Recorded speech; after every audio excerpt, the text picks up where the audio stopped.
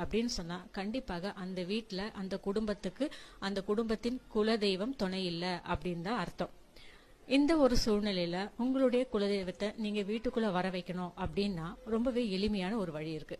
அதாவது ஒரு மஞ்சள், அதாவது விரலி மஞ்சள் சொல்லலாம்.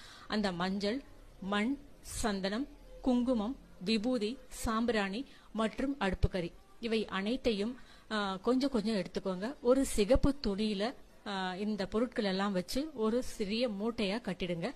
உங்களுடைய வீட்டு வாசற்படியின் உட்புறம், அதாவது நிலைப்படிக்கு உட்புறத்துக்கு மேல் சுவர்ல ஆணி அடிச்சு நீங்க கட்டி வச்ச இந்த சிகப்பு துணி மூட்டைய அந்த ஆணில மாட்டி தொங்க விட்டுருங்க. தினமும் அந்த மூட்டைக்கு காலையில குளிச்சுட்டு பத்தி சூடம் காண்பீங்க. வாரத்துல 2 நாள் செவ்வாய் மற்றும் வெள்ளிக்கிழமையில சாம்பிராணி காட்டுங்க. இப்படியே ஒரு வாரம் தொடர்ந்து நீங்க